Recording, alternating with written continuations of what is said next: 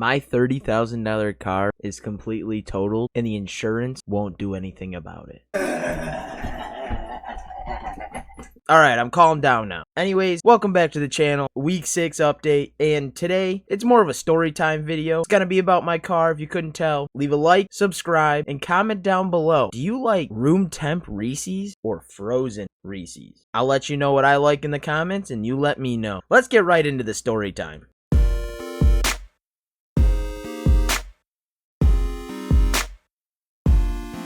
So, today is August 22nd as I'm recording this, and this date will forever haunt me. I hate this date. I wish it would go from the 21st to the 23rd. You guys don't know, on August 22nd of 2022, I purchased a car. I'm gonna leave the car right there of the day I bought that thing. And then I'm gonna leave a photo here of what it looks like now. I'm gonna explain why I hate this date. So August 22nd, I leave my house in the morning, getting ready to send my Jetta off to, not gonna say the name, you know. But getting my Jetta, my nice Jetta, my painted Jetta, my rust-free Jetta.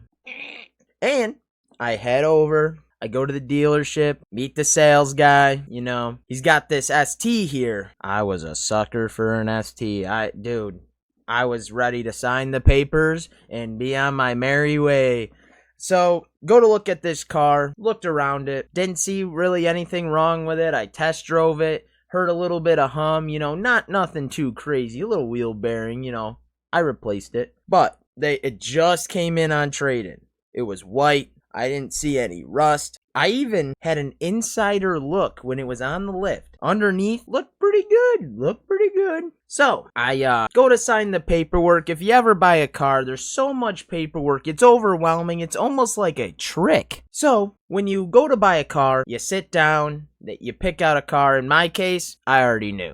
It was one of those things where you couldn't have showed me you couldn't have given me a Hellcat that day if you tried. I was leaving with an ST and nothing else. I meet with the sales guy. We run the numbers. We see if my credit will get me approved. I co-signed on it with my sister. Shout out to you. Kinda. You should have just told me, you know, you're on your own. In 3 years, you're gonna be screwed. But, you're not a fortune teller. I'm not a fortune teller. So, looking at it, I get approved. We go meet the warranty guy. I work on my own stuff. Or I have someone work on my stuff. I don't want to bring it to a dealership. I say, don't want any warranties. You give me nothing. And he goes, well, it comes with like a 30-day. And I was like, if it's free, give it to me. If it's not, I don't want it. So, I don't take the warranty. My sister, standing next to me, says, we're not taking the warranty. I can fix it. I don't need key warranty. I don't need tire and wheel. I'll just go buy new wheels. Sign these papers on the computer screen. Get everything done, take the car, driving home. I'm loving life. That winter comes up, starts getting a little bit cold, you know, like right before it starts snowing, and just every day is just cold and muggy, and you know, you just don't want summer to end, but it's just cold. My clutch, you know, I put the clutch in, it won't come back up. AC stops working. Bring it to the dealership. Have them look at it. I'm like, I haven't really owned this that long. Let me see if I got a date here. So, I brought it in at the end of September, okay? It was cold. 2022 was cold, okay? They can't make anything do what it was doing. And I was like, whatever. So they fixed nothing. And they don't fix the AC issue either, because they said I didn't have a warranty. So, I move on with my life, and then all of a sudden, you know, I'm taking it to the car wash. I'm washing it. I'm not using the brush. Okay? Just want to make that clear. There's bubbles starting to form on the back end, like the back shell on the wheel well there where the rear door meets. And I'm like, that's not good. It's not good at all. So, you know, I'm like, whatever. Wasn't getting too bad. It got bad. First winter, hole. Rotted hole. And I was like, this ain't good. So, after having to put brakes on it my first year, calipers on it, the emergency brake goes, and if you drive manual, emergency brake's kind of important. So then I was like, well, crud. So then I end up getting the AC fixed. It was something simple. I can't exactly remember what, but the AC was working. And then quits working again. It's leaking. Freon's gone. So I take it back, Come to find out, I have a warranty. I actually have the most expensive warranty this dealership offers. A platinum warranty. I didn't sign up for that. So now, I'm fixing all this stuff. I'm dumping money. I'm starting to dump money into it. I bring it to the dealership, and me and my sister set up an appointment to talk to someone. At that time, my salesman that sold me that car and the guy who did the warranties, they were both fired. Now keep that in your mind. They were both fired like right after they sold me this car, okay? This warranty guy who's worked there for years gets fired? They're not going to tell me why. But I go in and I'm like, hey, there's some problems here. I go, I'm in this car, haven't owned it too long. I'm dumping money into it. It now has a rot hole in it. And I have this warranty I never even paid for. I was paying for it. They snuck it in to what I owed on the car. You know, this dealership, they're smart. Not too smart, though. So, I'm like, well, I never signed up for it. We had my contract papers. It had the little initials there, but guess what? That's not a signature, buddy. So they do absolutely nothing for me about the warranty. Tell me there's nothing I can do. The only way they could get me out of this car, because, you know, I'm barely a year into this car and I'm already upside down on it. And they're like, we can give you like $1,000 from the warranty. And I was like, no. The warranty was like $6,000 to $8,000. I don't know the exact number because I don't buy warranties. So, already having problems. They fixed my AC because it was under warranty after all this time, which ended up breaking in a different section of the AC system in, I think, a month into me being able to have some AC.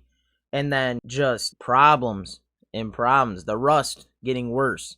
So I undercoat it. I planned on saving up money to get the body work done. The body work was pretty pricey at the time. And then one of my buddies said he could do it for a little bit cheaper, but I still needed to buy those rear parts of the shell, the rear quarter panels, which would involve cutting, welding, fabricating, everything, which was still going to run me about $800 a side for just the metal, not counting paint, Bondo, any welding supplies, anything. Clear coat. So I was looking at probably $2,000-$3,000 with the homie discount. So man, I don't know what to do. So fast forward a little bit later on, it comes last winter, because for a while the car was just running, you know, I was doing oil changes. Last winter I get it aligned, and the roads out here weren't that good. But never in my life have I had a flat tire. I've had a Jetta that was slammed on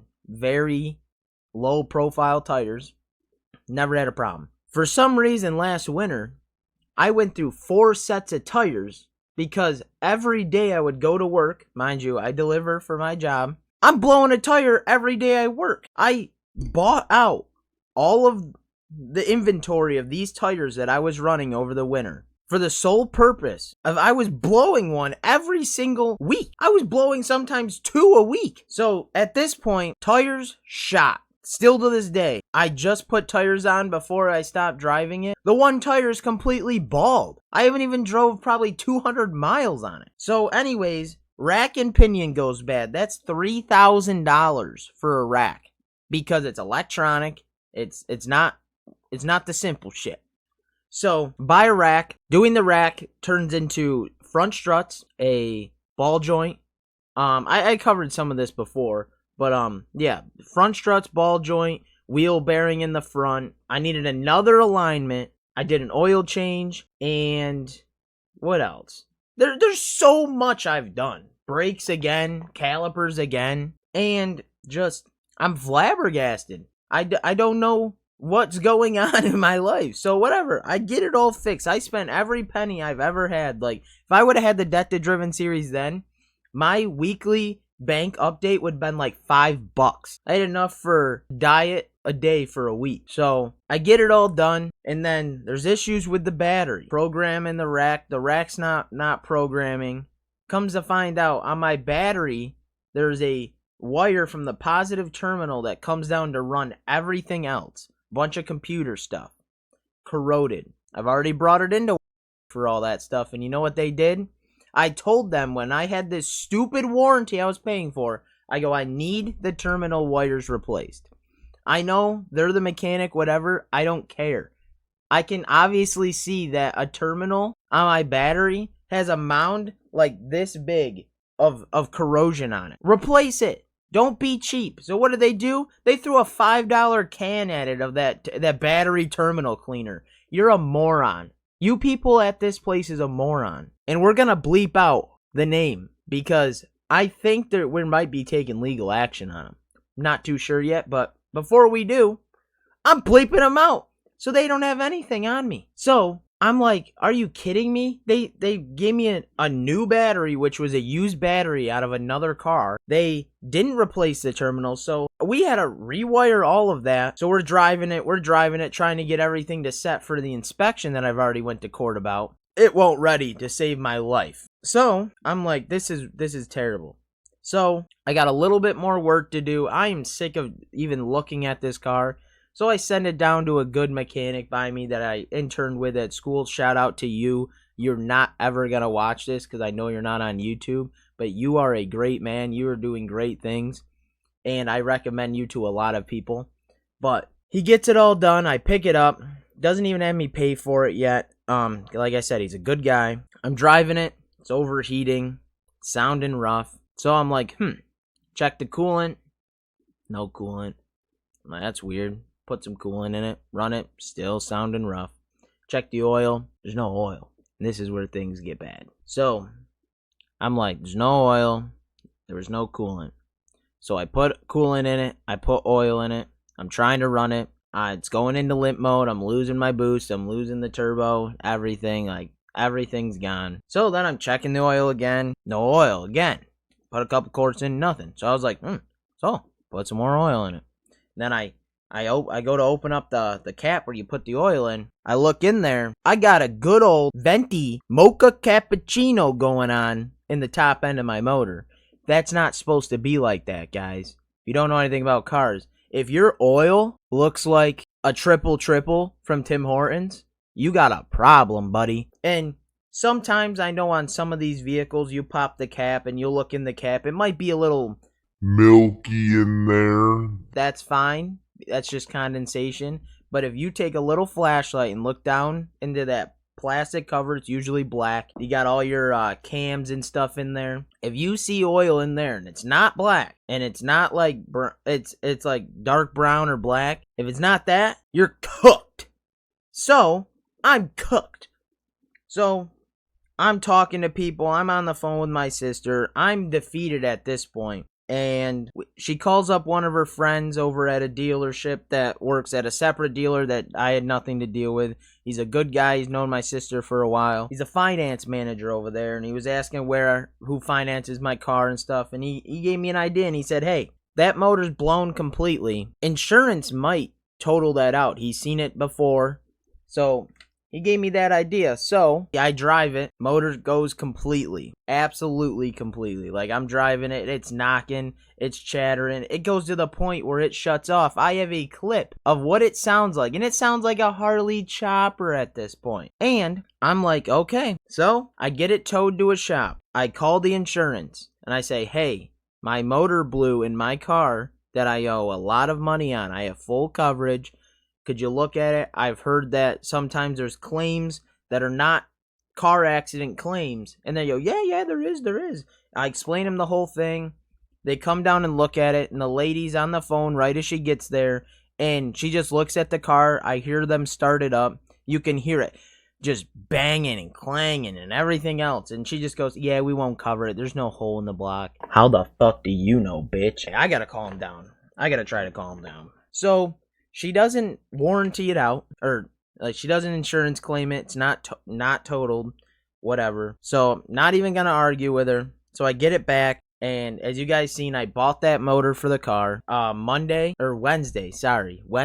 I returned the motor because when I went to put the motor in last week on my week off, Friday I put it on the lift. It sounded a little crunchy. I look under it, all that undercoating gone. It's just rust and rot and soft metal, and You go to the back of the car underneath, you could just run a screwdriver down it. I might as well be having a good flaky croissant, if you know what I mean. So, we're cooked. The car will never get fixed. I'm never gonna fix it. So, if you guys in the comments know anything about owning a car and you finance it and you owe a good amount of money on it that you can't pay off in full amount right now, I will say I do not have over $14,000 to just slap on the car and get rid of it. I can't sell it. I can't junk it. I've had thoughts of parting it out, but I'm not gonna part out $14,000 worth of parts on it. If you guys have any ideas, let me know down below, because I'm trying to figure it out. The sooner I get out of the car, the better. I'm making my payments until I can figure it out.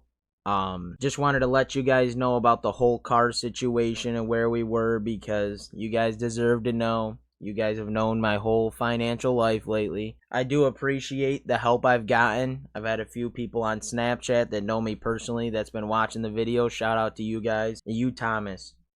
I know you're watching this video and you're gonna watch this part. Shout out to you, Thomas. Thomas was hitting me up talking about helping me, and he loves this type of content. Thank you, brother.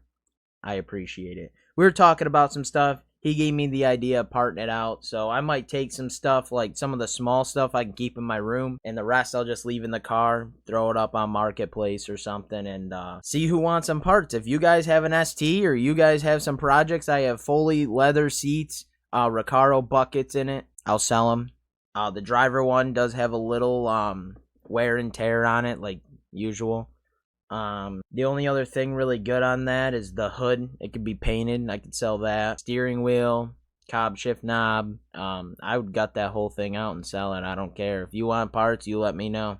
Hit me up on here. Hit me up on Instagram. I'll leave my Instagram right here. We're cooked, boys. I appreciate the love on these videos. If you want more of these Storytime videos, you let me know. But I was going to make this a whole separate video, but after I found out everything I found out, this needs to be a whole thing, because who knows am I gonna have to pay for this car? I have like 3 years left to pay on this car. Am I gonna have to pay for it for 3 years and let it just sit and rot? Because if so, boys, I think we're just gonna blow it up with Tannerite the day it's paid off in celebration. Let me know how you guys feel. Let me know if you guys got any ideas. I appreciate you guys for watching. That's gonna be it for today's episode. Car's fucked. You guys have a great one, and I'll see you guys in the next one.